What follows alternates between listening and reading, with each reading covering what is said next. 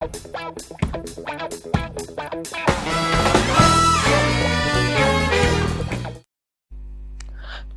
Tour Operator Limited is considering buying a new car for its fleet for local touring purpose. Khalid tour operator एक नई car खरीदने का सोच रहे हैं। Purchase manager has identified Renault Duster model car for acquisition. Renault Duster एक काफ़ी अच्छी कार है एक्वायर करने के लिए, ऐसा परचेस मैनेजर को लगता है खालिद टूर ऑपरेटर के।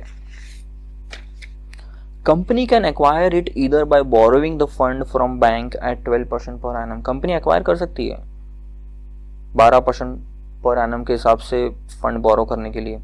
ये कार एक्वायर करना है ना, रेनॉल्ट डस्टर का गाड़ी लेना है भाई, मजाक है क्या। 12% के हिसाब से लोन लो और गाड़ी ले लो।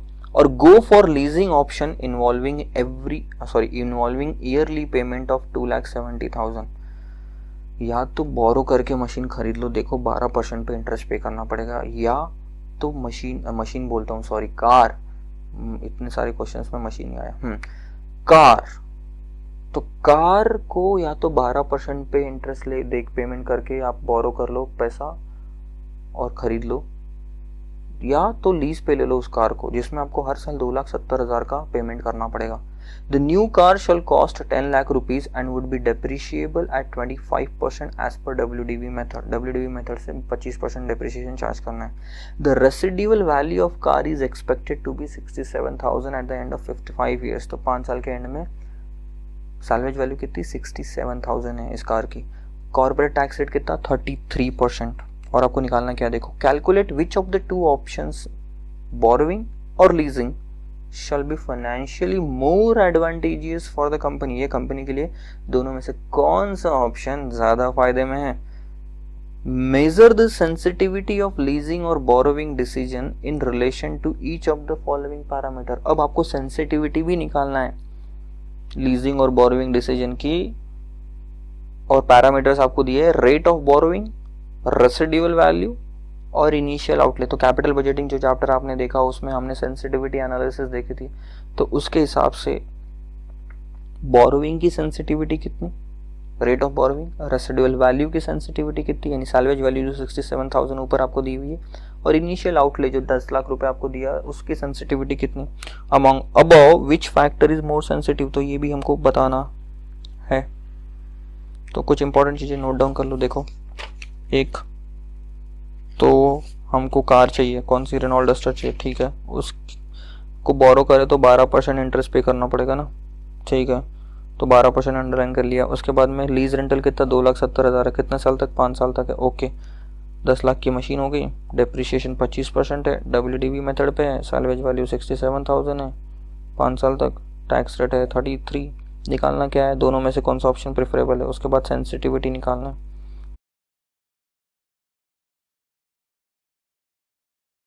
तो इस क्वेश्चन में बेसिकली हम एक क्या खरीदना चाहते हैं, रेनॉल्ट डस्टर की गाड़ी खरीदना चाहते हैं।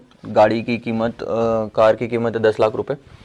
हमारे पास में दो ऑप्शन है इस क्वेश्चन में कि हम या तो ये रेनॉल्ट डस्टर 10 लाख रुपए का लोन ले ले और फिर परचेज कर ले, यानी बोरो एंड बाय। दूसरा ऑप्शन हमारे पास में है कि हम ये कार लीज पे ले ले, और लीज रेंटल हमको 2,70,000 5 साल तक चुकाना पड़ेगा। सो हमारे को इस क्वेश्चन में दो सब क्वेश्चन है। पहला सब क्वेश्चन, तो क्या हमने ये कार लीज पे लानी चाहिए या क्या हमने ये कार परचेज करके लानी चाहिए, ठीक है। उसके बाद सेकंड सब क्वेश्चन में ये पूछा है कि सेंसिटिविटी बताओ इन तीनों फैक्टर्स की, जैसे कि बोरोइंग का रेट है, रेसिडुअल वैल्यू और इनिशियल आउटले। कैपिटल बजटिंग में हमने देखा कि कैपिटल बजटिंग में सेंसिटिविटी का मतलब क्या होता है कि कितना परसेंट अनफेवरेबल चेंज आया, कितना परसेंट अनफेवरेबल चेंज आया वो पर्टिकुलर फैक्टर में, तो आपके डिसीजन बदल जाते हैं। वहां पे हम एनपीवी 0 लाते थे, उससे और ज्यादा बदलता तो एनपीवी नेगेटिव आती और हम प्रोजेक्ट को रिजेक्ट कर देते। वहां डिसीजन एक्सेप्ट और रिजेक्शन के फॉर्म में था, यहाँ डिसीजन लीजिंग और बोरोइंग के फॉर्म में।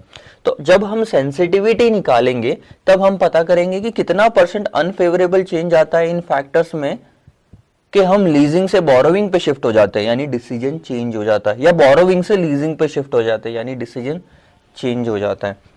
तो सबसे पहले निकालते हैं कि दोनों में से कौन सी मशीन हमने सिलेक्ट करनी चाहिए, सॉरी मशीन नहीं, दोनों में से कौन सा ऑप्शन हमने चूज करना चाहिए, लीजिंग या बोरोइंग। ये आ गया आपका पहले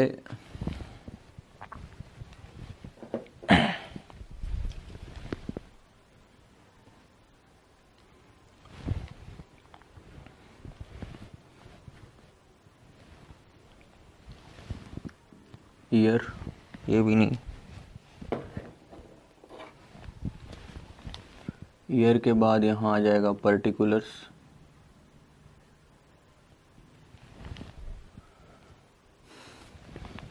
उसके बाद कैश फ्लो, उसके बाद प्रेजेंट वैल्यू फैक्टर्स एट और प्रेजेंट वैल्यू। 2 कॉलम और छोड़ देंगे कैलकुलेशंस के लिए, ठीक है। और ये आधा पार्ट इधर, ध्यान दो। अब एक चीज हमने अभी तक देखी है लीजिंग्स के क्वेश्चन में कि अगर हम बोरोविंग वाले रेट से ही डिस्काउंटिंग का रेट निकालते हैं तो हमको इंस्टॉलमेंट की वैल्यू निकालने की ज़रूरत नहीं, इक्वल इंस्टॉलमेंट्स, हमको टैक्स सेविंग और इंटरेस्ट निकालने की ज़रूरत नहीं, क्योंकि ये सब की present value cost of the borrowing, amount of the borrowing जितनी ही आती है। तो मैं इंस्टॉलमेंट का कैलकुलेशन बचा रहा हूँ, रीपेमेंट शेड्यूल बचा रहा हूँ, प्रेजेंट वैल्यू ऑफ इंस्टॉलमेंट नहीं निकालूंगा और टैक्स सेविंग और इंटरेस्ट नहीं निकालूंगा, क्योंकि इन सब की टोटल इतनी ही आएगी, cost of the car 10 lakh, ठीक है। फैक्टर 1 होता है 10 लाख। उसके बाद 1 2 3 4 5, यहाँ हम लेंगे टैक्स सेविंग ऑन डेप्रिशिएशन, क्योंकि WDV मेथड पे है।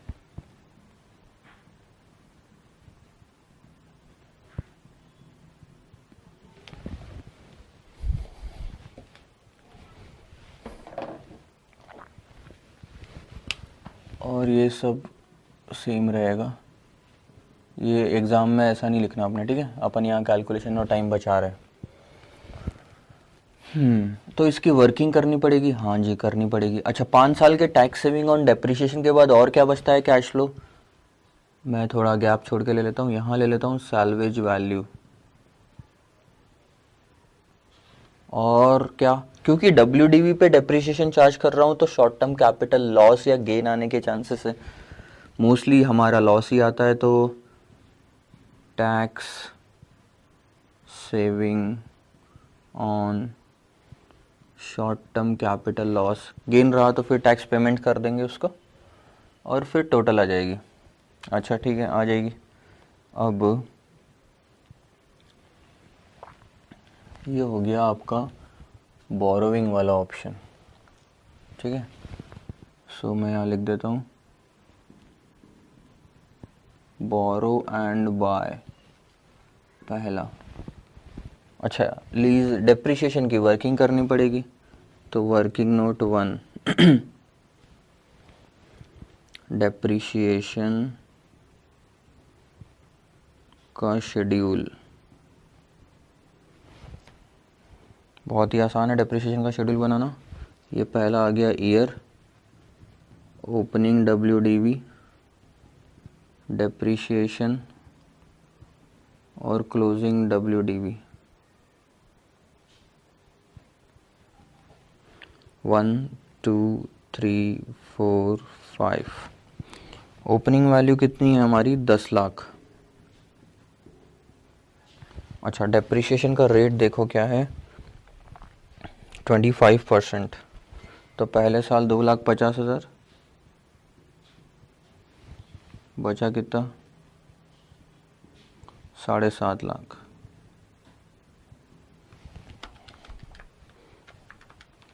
$7.5 लाख पे 25%, 187,500, बचा कितना, 5,62,500।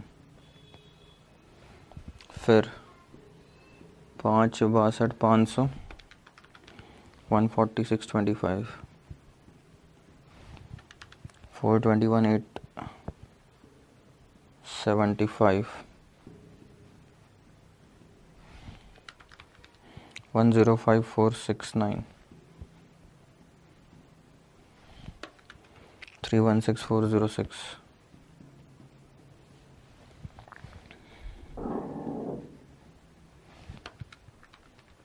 79,102, 237,305। तो ये हमारा डेप्रीशिएशन है। ये इनफ्लो है कि आउटफ्लो, ये कुछ भी नहीं है, डेप्रीशिएशन है, इट्स जस्ट एन एंट्री। इस पे टैक्स सेविंग काम किए तो इस पे 33% हम लेंगे ऊपर में। 82,500, अच्छा 61,875,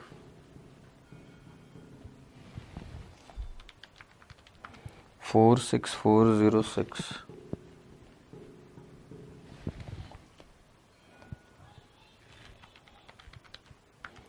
34,805,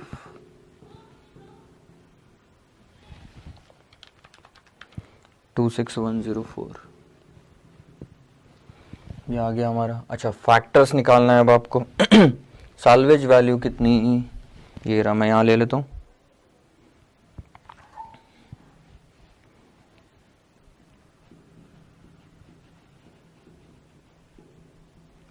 $67,000, ठीक है। तो ये क्या आ गया, शॉर्ट टर्म कैपिटल लॉस, ये 2 था, 237,305 माइनस 67,000, 170,305। इस पे होगी टैक्स की सेविंग,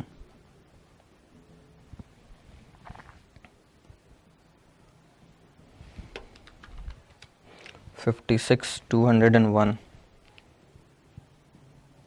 ये आ जाएगा यहाँ पे 67,000, 56,201।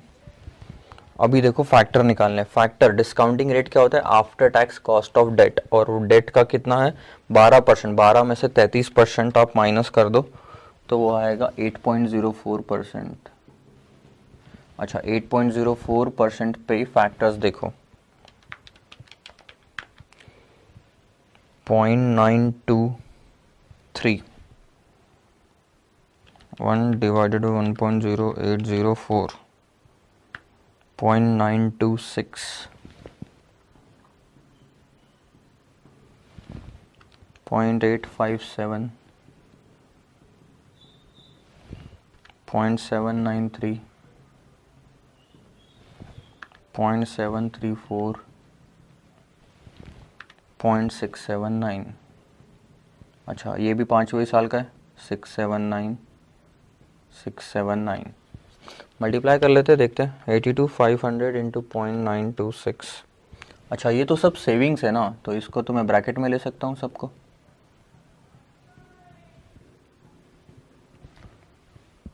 सारी की सारी सेविंग्स है आपकी। 76,395,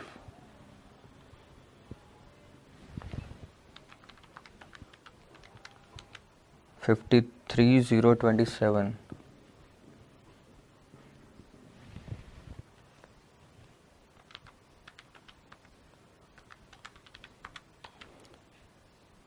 36,800,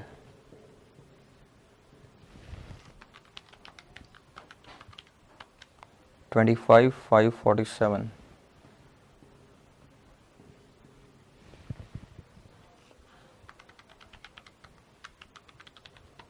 17,725,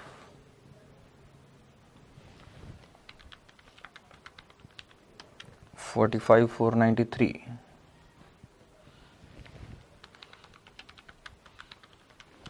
and 38,160।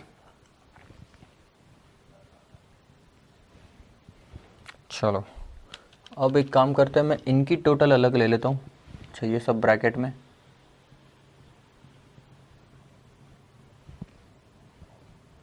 ठीक है। इनफ्लोज को ब्रैकेट में लिया, आउटफ्लोज बाहर है। 76,395, 53,027, 36,800, 25,547, 17,725, 790,506। अच्छा, अब इनकी टोटल 706853।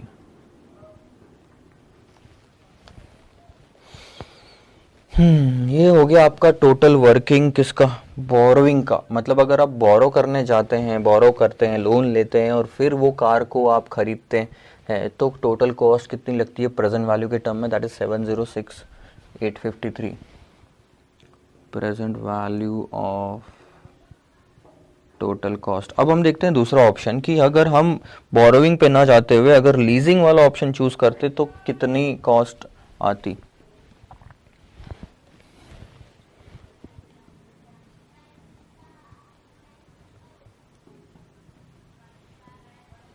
लीज ऑप्शन में देखो present value of after tax lease rental निकालना है हमको। ये तो बहुत सिंपल होता है, एक ही बार में निकल सकते हैं।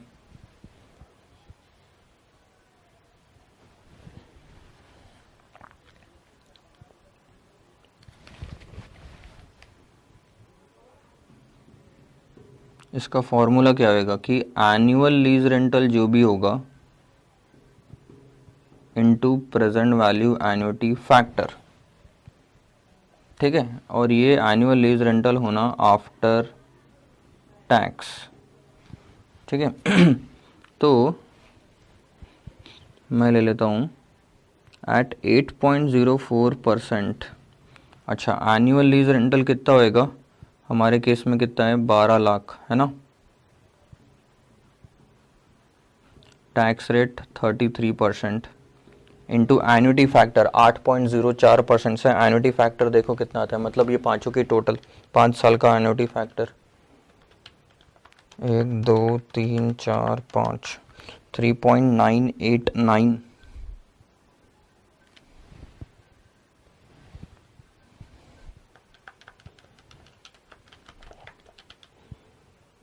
एक दो तीन चार पाँच 3.989। तो ये आपका पहला आंसर आ गया।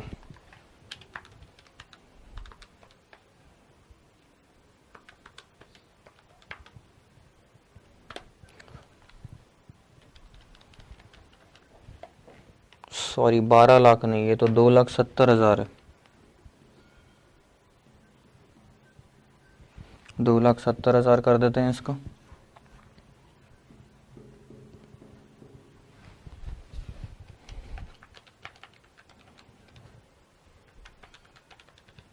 तो ये आएगा 721,610।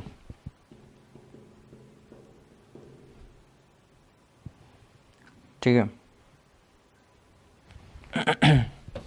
अब आप देख सकते हो खत्म कहानी, पहला सब पार्ट सब क्वेश्चन यहाँ पे खत्म हो जाता है। हम यहाँ डिसीजन दे सकते हैं।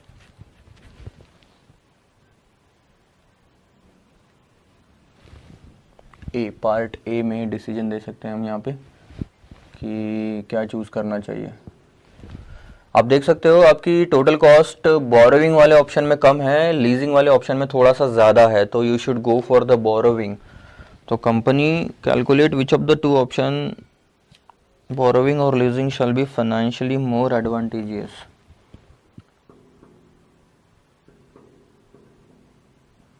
बोरोविंग ऑप्शन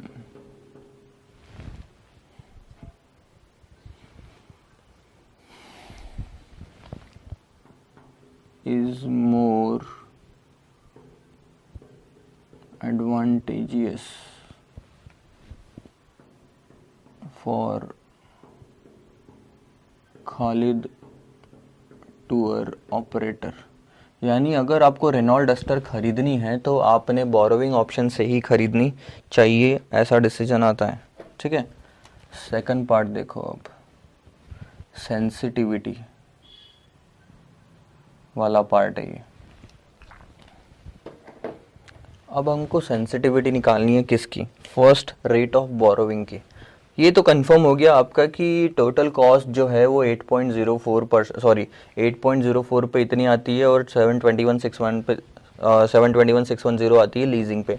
अब हमको क्या निकालना है, सेंसिटिविटी, मतलब किसमें, पहला आइटम रेट ऑफ बोरोविंग, यानी बोरोविंग का जो रेट था कितना परसेंट था, 12%। वो 12% का रेट कितना अनफेवरेबल हुआ। अब बोरोविंग का रेट बढ़ा तो बुरी बात है या गिरा तो बुरी बात है, बढ़ा तो बुरी बात होती है। अच्छा, तो 12% कितना और बढ़ा कि हमारा डिसीजन चेंज हो जाएगा। डिसीजन क्या है कि हमने बोरोविंग ऑप्शन चूज करना चाहिए, हमने बोरोविंग के थ्रू डस्टर लानी चाहिए। मतलब ऐसी अमाउंट, ऐसा रेट बताओ इंटरेस्ट का कि हम ये डिसीजन ना लेते हुए हम लेते हैं कि हमने लीजिंग के थ्रू कार डस्टर को लाना चाहिए। अगर ये आपका डिसीजन आता है तो that change in the borrowing rate will be the sensitivity of that factor। तो 12% को 15%, 20%, कितना परसेंट, और ये डिसीजन कैसे लेंगे। जैसे देखो, आप फिर से एनालाइज करो सब कुछ, 12% की जगह 15% लो, तो पहले 12% का बोरोविंग रेट था, उसमें से 33% हटाया तो 8.04 आया। अब एक रेट ले लो, ट्रायल एंड एरर करके देखना पड़ेगा, तो एक रेट ले लो, लाइक 15% ले लेते हैं, 15 में से 33% हटाओ, फिर डिस्काउंटिंग रेट लो और फिर प्रेजेंट वैल्यू निकालो और फिर देखो कितना आ रहा है। फिर आपको लीजिंग वाला ऑप्शन भी 15% से करना पड़ेगा, क्योंकि ये भी 12 माइनस 33% से आया हुआ आंसर है। ठीक है, डिसीजन कब चेंज होगा, द पर्पज इज कितना परसेंट अनफेवरेबल चेंज हुआ कि आपका डिसीजन बदल जाता है। और डिसीजन कब बदलेगा, जब इन दोनों के बीच में डिफरेंस 0 रहेगा। मान लो ये आया 8 लाख 15% पे, 15 माइनस 33, ये 15 माइनस 33 पे आया 8 लाख, तो दोनों सेम है। अब अगर इंटरेस्ट का रेट बढ़ा, ये बोरोविंग का रेट बढ़ा, बोरोविंग का रेट बढ़ा, तो मेरा डिसीजन बदल जाएगा, मैं लीजिंग ऑप्शन में चूज करूंगा, लीजिंग ऑप्शन में कार को खरीदना चूज करूंगा। क्योंकि अभी देखो, अभी कैसा है, आपको सीधे सीधे देखो, ये लीजिंग ऑप्शन है, एक ये बोरोविंग ऑप्शन है, एक ये लीजिंग ऑप्शन है। आपका इंटरेस्ट का रेट 12% है, तो आज आप बोरोविंग चूज कर रहे हो क्योंकि बोरोविंग की कॉस्ट कम है, लीजिंग की कॉस्ट ज्यादा आ रही है। थोड़ा रेट बढ़ाओगे 13%, तो बोरोविंग की कॉस्ट ऊपर बढ़ेगी, ये भी हलेगी ऑब्वियसली, ये ऐसा आ जाएगा, थोड़ा नीचे आएगा। फिर और रेट बढ़ाओ 14%, ये रहा इतना, ये इतना, 15%, ये इतना, ये इतना, मान लो 20% ले लिया, तो अब ये ऐसा हो जाएगा। तो अब आप क्या चूज करोगे, लीजिंग, क्योंकि लीजिंग में कम कॉस्ट दिखेगी। धीरे धीरे जैसे जैसे रेट बढ़ाते जाओगे, इन दोनों का डिफरेंस कम होता जाएगा। ये जो अभी ऐसा है ना डिफरेंस इन दोनों के बीच में, ये जो दोनों हाथ है मेरे, ये लीजिंग, ये बोरोविंग, इन दोनों के बीच का डिफरेंस दिख रहा है, इतना है, ठीक है। ये धीरे धीरे धीरे धीरे धीरे धीरे कम हो जाएगा, और ये यहां तक तो दोनों में वैल्यू सेम आएगी। यही हमको निकालना है कि ऐसा कौन सा रेट है जिसपे दोनों में वैल्यू सेम आती है, और उससे और रेट बढ़ाया तो फिर वैल्यू ऐसे आ जाएगी और आप लीजिंग डिसीजन चूज कर लोगे। सो बेसिकली स्पीकिंग, हमारा पर्पज ये है कि ये लेवल का रेट निकालना कि दोनों पैरिटी पर है, यानी दोनों के बीच में डिफरेंस 0 होना चाहिए, 0। ठीक है, तो ध्यान दो, अभी इन दोनों के बीच में अभी कुछ तो डिफरेंस होगा, है ना, 706 और 721 के बीच में। हम एक रेट लेते हैं और क्या करेंगे, ध्यान देना। अब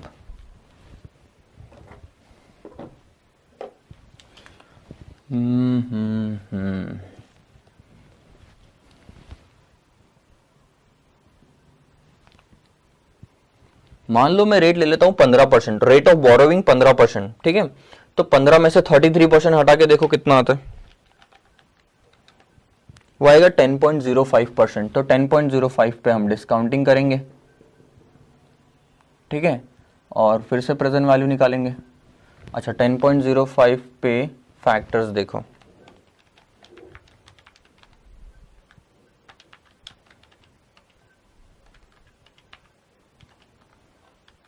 .909, ये तो एक ही रहेगा, 0.909, 0.826, 0.750, 0.682, 0.620, 0.620 और 0.620। ठीक है, चलो वापस निकाल लेते हैं वैल्यूज को मल्टीप्लाई करके। ये तो 10 लाख ही आएगा, 76,395 इंटू 0.909, 69,443,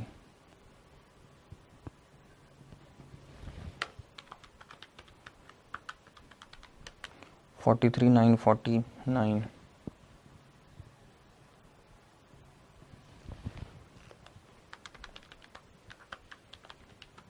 27,600,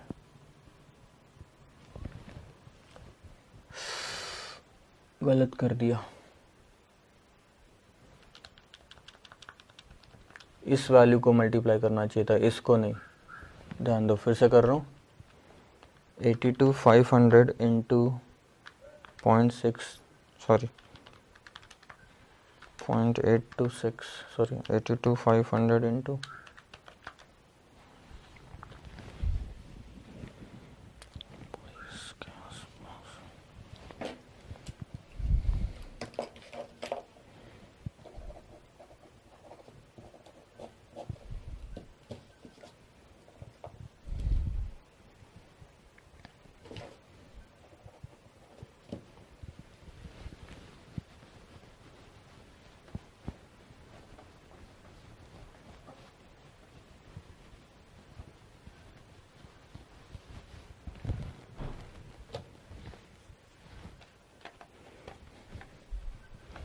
देखो कैलकुलेशन 82,500 इंटू 0.909 74,993,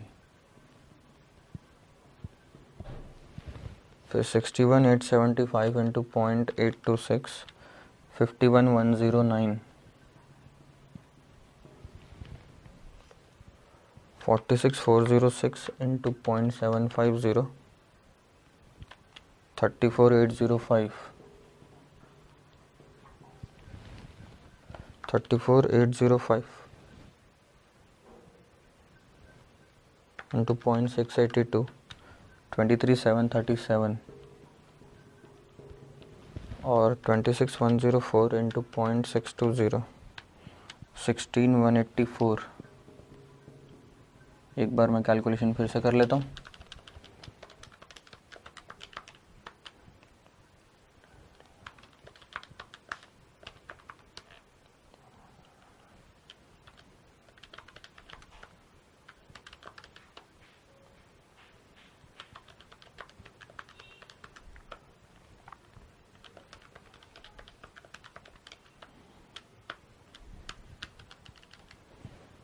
तो ये आता है 799,173। अच्छा, बाकी के कैलकुलेशंस भी देख लो। 67,000 इंटू 0.620 41,540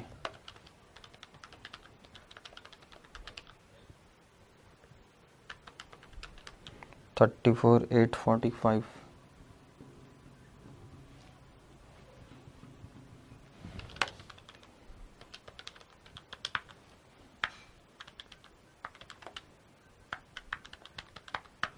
722 788। ठीक है, अब देखो सेम कैलकुलेशन, मतलब सेम रेट पे हम कैलकुलेशंस करेंगे। 10.05% पे हम कैलकुलेशन करेंगे कि लीज ऑप्शन की टोटल वैल्यू कितनी आती है एट 10.05%। ठीक है, 2,70,000 1 माइनस 0.33 और 10.05% का एन्युटी फैक्टर देखो 1 2 3 4 5 3.786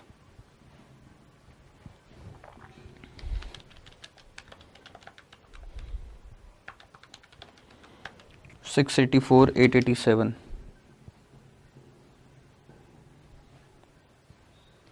ठीक है,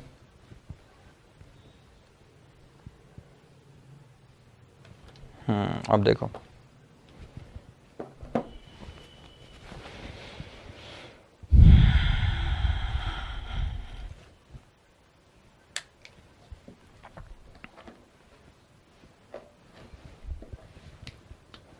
फर्स्ट आइटम लेते हैं सेंसिटिविटी में। ध्यान देना, रेट ऑफ बोरोइंग।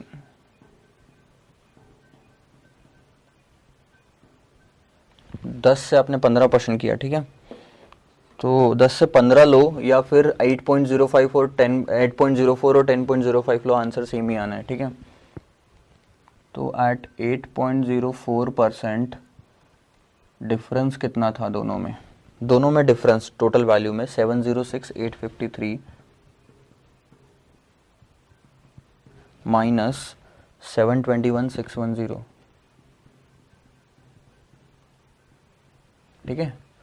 लेकिन एट 10.05% दोनों में डिफरेंस कितना हुआ 722, 788, ओके, माइनस ये 684, 887,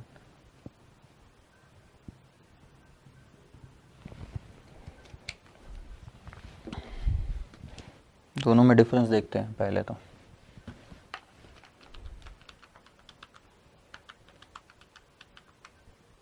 सेवन 721,610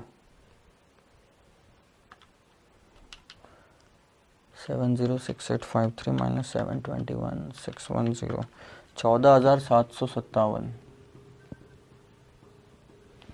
ठीक है। इधर देखो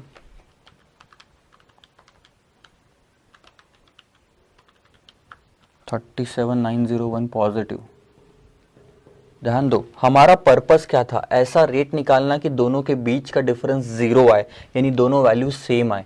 8.04 पे दोनों का बीच का डिफरेंस नेगेटिव आ रहा है, 10.05 पे दोनों के बीच का डिफरेंस पॉजिटिव आ रहा है, तो कहीं ना कहीं वो जो जीरो डिफरेंस जीरो है वो इन दोनों के बीच में ही है, क्योंकि नेगेटिव पॉजिटिव है, तो कहीं ना कहीं वो जो रेट हमको चाहिए वो भी इन दोनों के बीच में ही है, ठीक है। तो अब ध्यान दो कैसे निकाल सकते हैं उस रेट को। यहाँ हम यूज करेंगे इंटरपोलेशन। इन दोनों का डिफरेंस और इन दोनों का डिफरेंस देखो 2.01% का है इसके बीच में। डिफरेंस कैसे निकालेंगे, 14,757 से पहले तो जीरो पे आओगे तो उतने स्टेप्स चलने पड़ेंगे, फिर 37,000 स्टेप्स और आगे जाओगे तो ऐड होना है 52,658।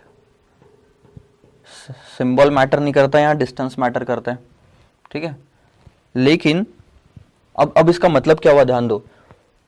इसका मतलब क्या होता है कि अगर आप 8.04 से 2.01% आगे बढ़ोगे तो 14,757 का डिफरेंस से 37,901 का डिफरेंस आ जाएगा। लेकिन हमको डिफरेंस 37,901 का चाहिए नहीं, हमको डिफरेंस चाहिए सिर्फ जीरो का। और अगर हमको डिफरेंस सिर्फ जीरो का चाहिए तो हमको कितनी स्टेप्स आगे बढ़ने की जरूरत है, सिर्फ 14,757, यानी माइनस 14,757 से जीरो तक जाने की जरूरत है, ना कि 37,000 जाने की जरूरत है। यानी 2.01% मिलेगा अगर 52,000 स्टेप्स पीछे जाओगे तो। लेकिन हमको सिर्फ 14,757 स्टेप्स पीछे जाना है, तो रेट कितना मिलेगा ये हमको निकालना है। तो आओ इंटरपोलेशन करते हैं।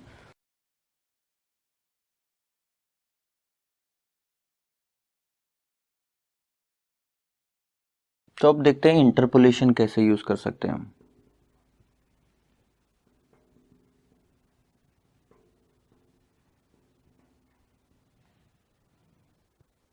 अब देखो जैसे मिनिमम तो 8.04% है ही है ना।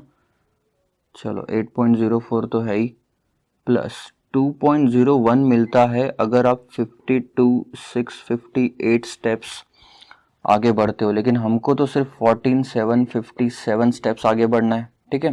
तो कितना रेट होना चाहिए,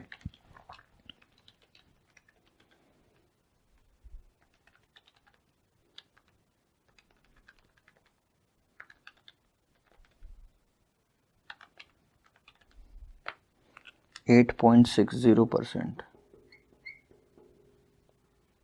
सो मतलब 8.60% ऐसा रेट है जहां पे आपकी दोनों कॉस्ट, लीजिंग और बोरोइंग की कॉस्ट मैच कर जाएगी।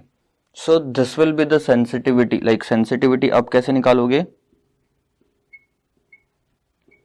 Change in base divided by base. Base value कितनी थी 8.04, चेंज कितना 8.60 से 8.04 में, यानी 8.60 माइनस 8.04 डिवाइडेड बाय 8.04, 6.97%। ये हो गई आपकी सेंसिटिविटी रेट ऑफ बोरोइंग की।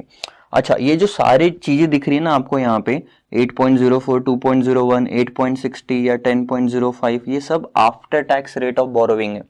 सबका बेसिस सेम होना, इन सब में आप टैक्स वापस एड बैक कर दो तो आपको बिफोर टैक्स रेट मिल जाएगा, लेकिन सेंसिटिविटी सेम ही आनी है 6.97%। अब इसका मतलब क्या होता है, 6.97% से अगर बोरोविंग का रेट बढ़ जाता है तो आपका डिसीजन बोरोविंग से लीजिंग पे शिफ्ट हो जाएगा। मतलब अगर आप बोल रहे हो कि ठीक है ये चीज हमने, ये एसेट हमने बोरोविंग से लेके आना है, तो ये डिसीजन कब बदलेगा, जब आपकी बोरोविंग की कॉस्ट ज्यादा आएगी और लीजिंग की कम आएगी।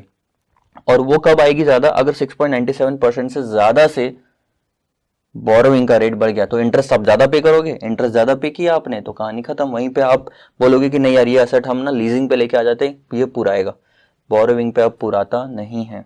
सो the adverse effect, the percentage of adverse effect which makes you, which leads to the change in the decision, change in the source from which we are bringing that asset is nothing but the sensitivity. So आप ये first चीज note down कर लो कि rate of borrowing में sensitivity क्या है। उसके बाद के जो दो आइटम है, इनिशियल आउटले और वो तो हम अगले पार्ट में कवर अप करते हैं। Note it down. तो अब देखो रेसिडुअल वैल्यू की सेंसिटिविटी निकालते हैं। सेकंड पार्ट है आपका बी का सेकंड पार्ट, रेसिडुअल वैल्यू। ठीक है, रेसिडुअल वैल्यू की सेंसिटिविटी निकालना, इसका मतलब क्या हो गया मैं बताता हूँ। देखो यानी कितनी साल्वेज वैल्यू अभी कितनी आपकी 67,000 दिख रही है आपको। ये 67,000 की जो साल्वेज वैल्यू है ये कितनी होनी चाहिए कि आप, अच्छा ये गिरने से ये होगा क्या, सैल्वेज वैल्यू तो इनफ्लो होता है ना, तो ये अगर कम हो गई तो आपको नुकसान है। तो ये सैल्वेज वैल्यू कितनी गिर जानी चाहिए कि आपका डिसीजन बोरोइंग से लीजिंग पे शिफ्ट हो जाता है। अभी लीजिंग में अभी हम रेट ऑफ बोरोइंग नहीं बदल रहे, ठीक है, तो हमारा ये पार्ट काम का नहीं है, ये वैल्यू काम की है ओरिजिनल 721,610। सैल्वेज वैल्यू कितनी कम होनी चाहिए कि आपकी ये जो 706853 आई है ना बोरोइंग में, ये आ जाएगी 721,610। क्योंकि जब ये 721,610 आ जाएगी और ये 721,610 आ जाएगी तो पार पे रहेगा, जैसे कि हमने बोरोइंग में निकाला था, पार पे रहेगा। अब अगर 1 रुपये 2 रुपये से सैल्वेज वैल्यू कम हुई तो ये वैल्यू बढ़ जाएगी, क्योंकि ये आउटफ्लो है। सैल्वेज वैल्यू कम हुई, इनफ्लो कम हुआ तो आउटफ्लो बढ़ जाएगा अपने आप टोटल में डिफरेंस। तो वो कितनी होनी चाहिए ये हमको निकालना है। आ रहा है समझ में? तो देखो हम क्या करने वाले हैं। अब ये 67,000 को मान लो मैं x ले लेता हूँ, ठीक है। Let x be the salvage value at which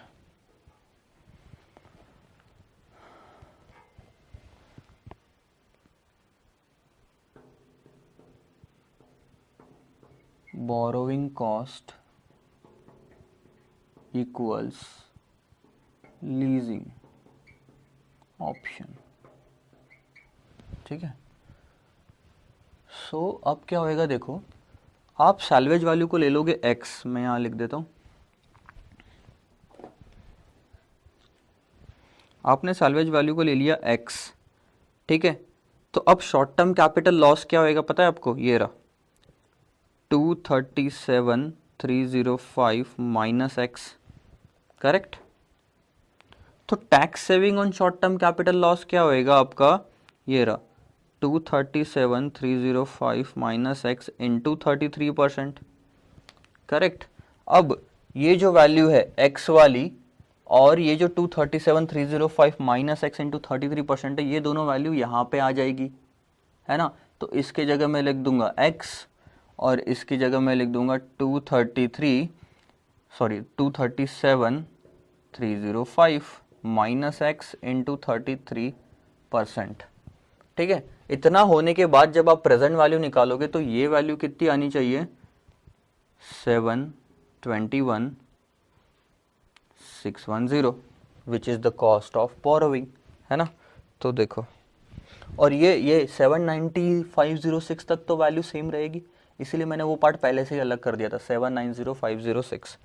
तो यहाँ मैं लिख देता हूँ देयरफॉर 790506, ठीक है, और ये इनफ्लोज है और ये आउटफ्लो है, minus x into present value factor is 0.679 minus ये वाला फिगर, ठीक है, 237,305 माइनस x इंटू 33%, और इसको प्रेजेंट वैल्यू फैक्टर से अगर अपन करेंगे तो वो है 0.679, और इन सब की टोटल आनी चाहिए 721,610। अब इस इक्वेशन को सॉल्व कर लेंगे तो हमको पता चल जाएगा x कितना होना चाहिए। तो देखो सॉल्व करते हैं, 790,506 माइनस 0.679x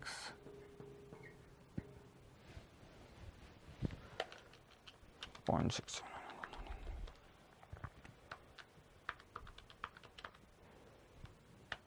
53,173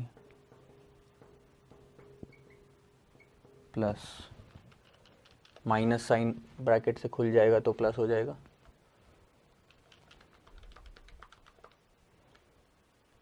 0.22407 x, और ये मैच होना चाहिए 721,610 से।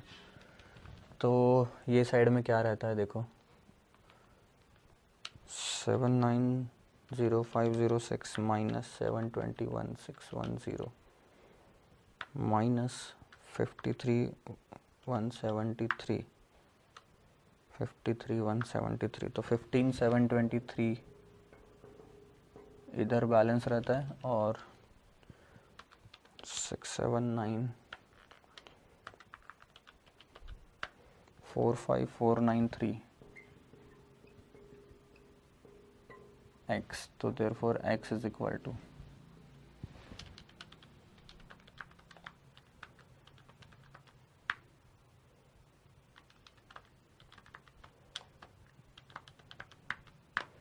34,561। यानी अगर सैल्वेज वैल्यू आपकी 34,561 रही, 34,561 रही सैल्वेज वैल्यू, 67,000 ना रहते हुए 34,561 रही, तो आपके लीजिंग ऑप्शन की टोटल आ जाएगी 720, सॉरी बोरोविंग ऑप्शन की टोटल आ जाएगी 721,610, जो कि लीजिंग ऑप्शन की टोटल से मैच हो जाएगी। अब 2-4 रुपए और लीजिंग सॉरी सैल्वेज वैल्यू गिरी तो ये बोरोविंग की कॉस्ट लीजिंग से ज़्यादा आएगी, और आपका डिसीजन शिफ्ट हो जाएगा कि ये डस्टर की जो कार है हमने लीजिंग से लाना चाहिए। Therefore sensitivity change in base value 67,000 minus 34,561 divided by 67,000,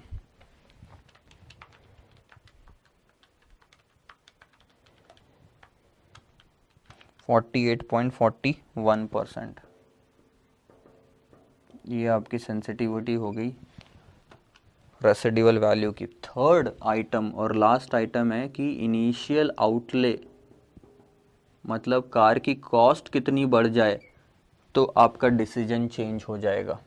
car की कॉस्ट अभी है 10 लाख, तो बेस वैल्यू कितनी 10 लाख है, ये 10 लाख कितना बढ़ जाएगी तो आपका डिसीजन बोरोइंग से लीजिंग में शिफ्ट हो जाएगा। और बोरोइंग से लीजिंग में कब शिफ्ट होगा, जब टोटल कॉस्ट 721,610 से ज़्यादा आएगी। तो बस आपको निकालना यही है कि कार की कॉस्ट कितनी बढ़ जाएगी कि बोरोइंग की टोटल 721,610 आ जाएगी। अभी टोटल कितनी 706853, और कार 706853 आज की वैल्यू, 10 लाख भी आज ही की वैल्यू। तो सिंपल इन दोनों का जो डिफरेंस है 706853 और 721,610, इन दोनों का डिफरेंस अगर आप 10 लाख में बढ़ा दो तो सारी वैल्यू टोटल करोगे तो 721,610 ही आएगी, क्योंकि प्रेजेंट वैल्यू फैक्टर का यहाँ कोई काम नहीं है। देयरफॉर सेंसिटिविटी बेस वैल्यू कितनी 10 लाख, अभी 721,610 माइनस 706853, ये इतना अगर बढ़ जाए इनिशियल आउटले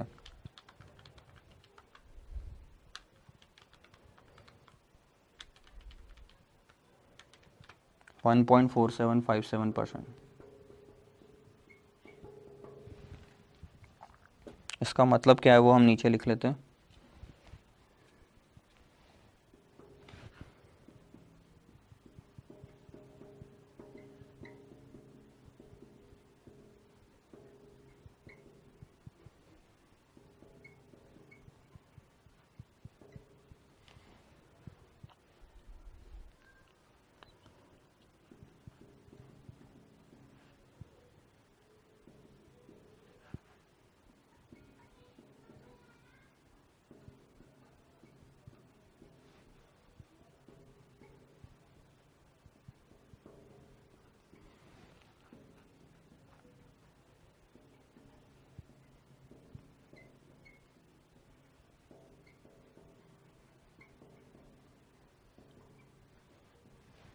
आया समझ में? तो इनिशियल आउटले की सेंसिटिविटी 1.4757, रेसिडुअल वैल्यू की सेंसिटिविटी 48.41%। ठीक है, सेंसिटिविटी का मतलब फाइनली यही होता है कि कितना परसेंट अनफेवरेबल चेंज आया किसी फैक्टर में तो आपका डिसीजन बदल जाता है। डिसीजन बदल जाता है। ओरिजिनल डिसीजन क्या था? बोरोविंग। तो तीनों फैक्टर में हमने देखा कि कितना अनफेवरेबल चेंज आया तो बोरोविंग से लीजिंग में हम शिफ्ट हो जाएंगे। तो इससे ज़्यादा आया चेंज, लीजिंग में शिफ्ट हो जाएंगे। इससे ज़्यादा चेंज आया, लीजिंग में शिफ्ट हो जाएंगे। और सेम चीज़ था आपका पहले वाला, जो पहले वाला क्या था? रेट ऑफ बोरोविंग अगर उससे ज़्यादा बढ़ती तो हम लीजिंग में शिफ्ट हो जाते हैं। आंसर्स लिख लो इस क्वेश्चन के। कुछ भी डाउट हो तो ज़रूर पूछेगा, क्योंकि काफ़ी बड़ा क्वेश्चन है और आ सकती हैं कुछ चीज़ें आपके दिमाग में। तो obviously please feel free to ask me for all of your doubts. Note down the answers, then will move to the next question. Bye bye.